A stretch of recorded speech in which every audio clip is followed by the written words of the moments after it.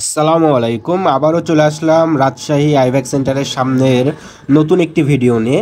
তো অনেক দিন ধরে ভিডিও দেওয়া হয়নি, তো আজকে রাজশাহী আইভ্যাক সেন্টারের সামনে বেশ কয়েকবার আমার যাওয়া পড়েছে। তার প্রধান কারণ ছিল 4টা ফাইল, ভিসা ফাইল জমা ছিল আমার, যার কারণে রাজশাহী আইভ্যাক সেন্টারের সামনে আমাকে 3-4 বার যাওয়া লেগেছে বিভিন্ন কারণে। তো আমি মোটামুটি 4 দিন, 4টা ফাইল 7 দিন আগে নিয়েছিলাম। আমার এই 4টা ফাইলে ডেট পেতে পেতে 7 দিন লেগে গেছিলো। তো আজকে তাদেরকে তাদের ফাইল বুঝিয়ে দিয়ে এবং তাদেরকে ভিতরে ঢুকিয়ে দিয়ে আমি আর কি সেখান থেকে স্থান ত্যাগ করি। তো আজকে রাজশাহী আইভ্যাক সেন্টারের সামনে গিয়ে দেখি যে মহামারীর মতন অবস্থা, অনেক মানুষ, অনেক ভিড়, আপনারা দেখতে পাচ্ছেন অনেক মানুষ ভিসা জমা দিতে এসেছিল। তো যার কারণে ভিড়টা ভালোই দেখার মতন ছিল। আমি মোটামুটি কাছে থেকে দূরে থেকে আপনাদেরকে দেখানোর চেষ্টা করছি যে আসলে রাজশাহী আইভ্যাক সেন্টারের সামনে এখন ভিসা জমা দিতে অনেক মানুষ আসছে। এর প্রধান ও প্রথম কারণ হচ্ছে অনলাইনে ভিসার যে ডেট, মেডিকেল ভিসার যে ডেট, এটা বেশি পরিমাণে ছাড়ছে, যার কারণে কিন্তু এত মানুষ। তো এত মানুষের মধ্যে কিন্তু হিন্দু সম্প্রদায়ের লোকজনই বেশি। এর মধ্যে অনেক ফাইল আছে, রিকোয়েস্টের ফাইল, অর্থাৎ হাই কমিশনে রিকোয়েস্ট করে করে অনেকেই ভিসা জমা দেওয়ার জন্য পারমিশন পেয়েছে, তারা আছে। যারা অনলাইনে বেশি টাকা দিয়ে ডেট নিয়েছে তারা আছে। তো অনলাইনে বেশি টাকা দিয়ে যারা ডেট নিচ্ছে, এটা প্রধান কারণ হচ্ছে যে অনলাইনে ডেট সহজে পাওয়া যাচ্ছে না, সার্ভার জ্যাম থাকছে, হ্যাক করা থাকছে, নানা রকমের সমস্যা। যার কারণে একটা ফাইল, একটা মেডিকেল ভিসার ফাইলে কিন্তু বর্তমানে সর্বনিম্ন 6,000 টাকা করে খরচ হচ্ছে। বিভিন্ন জায়গায় এই খরচের হারটা আরও বেশি হতে পারে। তো আমি যেটা বললাম, এখন বর্তমানে একটা মেডিকেল ভিসা করার জন্য, একজনের মেডিকেল ভিসা করার জন্য জন প্রতি 6,000 টাকা করে খরচ হচ্ছে। অর্থাৎ যদি পেশেন্ট থাকে একজন তাহলে 6,000, যদি অ্যাটেন্ডেন্ট থাকে তাহলে 6,000 যোগ 6,000 12,000 টাকা। আরও যদি মানুষ নেন সাথে তাহলে আরও বেশি টাকা খরচ হবে। তো এখন বর্তমানে একটা মেডিকেল ভিসা করার জন্য 6,000 টাকা করে লাগছে রাজশাহী আইভ্যাক সেন্টারে। অন্তত অন্যান্য আইভ্যাক সেন্টারেও আরও বেশি হতে পারে, কিংবা অন্যান্য জায়গা আরও বেশি খরচ হতে পারে। তো যেহেতু অনলাইনে বেশি করে ডেট ছাড়ছে, সে কারণেই আপনার যদি ফাইল জমা দেন 1 দিন, 2 দিন, 7 দিন কিংবা ঊর্ধ্বে 10 দিনের মধ্যে কিন্তু মেডিকেল ভিসার ডেট পাওয়া যাচ্ছে। স্পেসিফিক যদি কোনো অকারেন্স না ঘটে তাহলে কিন্তু ডেট পেতে বেশি সময় লাগে না।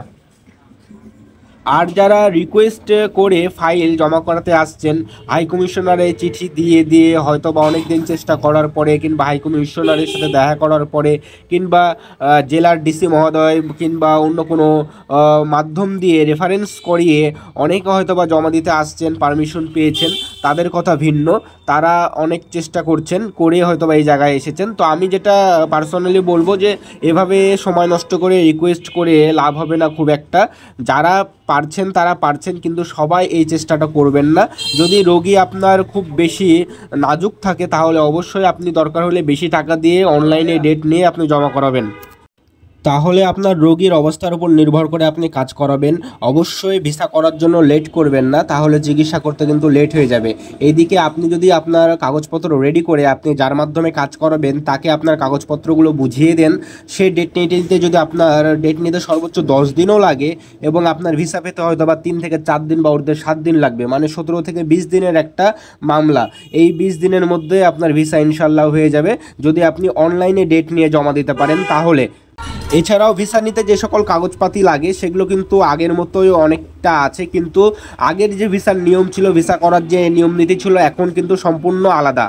তাই আপনারা অনেকে আগের ভিসার নিয়মের সাথে এখনকার ভিসার নিয়ম মেলাবেন না, বা এখনকার আগের ভিসার নিয়মই এখনও বহাল আছে এরকমটা মনে করার কোনো সুযোগ নাই। আগের ভিসার যে নিয়ম নীতি ছিল এবং বর্তমানে ভিসার যে নিয়ম নীতি, এটা সম্পূর্ণ আলাদা। প্রথমত যে সকল কমন বিষয়, আপনার এনআইডি, বিদ্যুৎ বিল, ব্যাংকের স্টেটমেন্ট, মেডিকেলের কাগজপাতি যা যা লাগে এগুলো সব কিছুই লাগবে। কিন্তু আপনি যার মাধ্যমে কাজ করাবেন তাকে আপনি যে সিমটা দিবেন, অর্থাৎ আপনার ভিসা ফর্মে যে মোবাইল নাম্বারটা আপনি দিবেন, সেই মোবাইল নাম্বারটা অবশ্যই রোগীর নামে অথবা রোগীর অ্যাটেন্ডেন্টের নামে হওয়া লাগবে। এবং যে মোবাইল নাম্বারটা আপনি প্রোভাইড করবেন আপনার ফর্মে, সেই মোবাইল নাম্বারে অবশ্যই একটা রকেট অ্যাকাউন্ট থাকা লাগবে। তো আপনি যার মাধ্যমে কাজ করাবেন এই বিষয়গুলো সেই কিন্তু আপনাকে বলে দিবে যে কি কি করা লাগবে, আপনি কিন্তু সেভাবেই কাজ করতে হবে। বর্তমানে যারা অনলাইনে ডেট পেয়ে ভিসা জমা দিতে আসছে সবাই কিন্তু 10টা থেকে 11টা, সকাল 10টা থেকে 11টা স্লট পাচ্ছে। আপনি যদি মেডিকেল ভিসার ডেট পান, আপনি যদি মেডিকেল ভিসার জন্য আপনার ফাইল জমা দিয়ে রাখেন, অবশ্যই আপনাকে সবসময় প্রস্তুত থাকা লাগবে।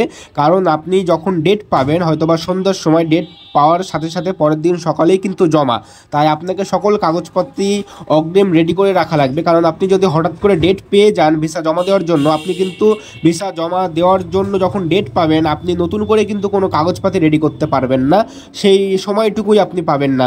যার কারণে আপনার সকল কাগজপাতি একদম রেডি করে আপনাকে ভিসা জমা দেওয়ার জন্য ভিসার অনলাইন যে ডেট, এই অনলাইন ডেট নেওয়ার জন্য আপনার যে ট্রাভেল এজেন্ট, সেই ট্রাভেল এজেন্টকে দিয়ে দিতে হয়। এবং আপনাকে সর্বদা প্রস্তুত থাকতে হবে, যখনই ডেট পাবেন একটা ফোন কল আপনাকে করা মাত্রই কিন্তু আপনার বাসা থেকে রাজশাহী আইভ্যাকে সকাল 10টার আগেই কিন্তু আপনাকে ভিসা জমা দেওয়ার জন্য চলে আসতে হবে। তো এই ছিল আজকের মতো আপডেট। আপনারা সরাসরি রাজশাহী আইভ্যাক সেন্টারের অবস্থা দেখলেন, কীরকম মানুষ এখন জমা দিচ্ছে ভিসা সেটা বুঝতে পারলেন, দেখলেন। এখন কিন্তু ভিসা দিচ্ছে, মেডিকেল ভিসা দিচ্ছে, মেডিকেল ভিসা দেওয়ার রেশিও কিন্তু অনেক বেশি, এবং অনলাইনে অ্যাপয়েন্টমেন্ট ডেটও অনেক বেশি পরিমাণে দিচ্ছে।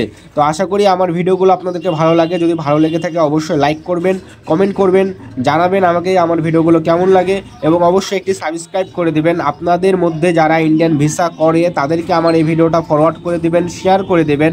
তো ধন্যবাদ সবাইকে, আবারও দেখা হবে পরবর্তী ভিডিওতে। সবাই ভালো থাকবেন, সুস্থ থাকবেন। আসসালামু আলাইকুম।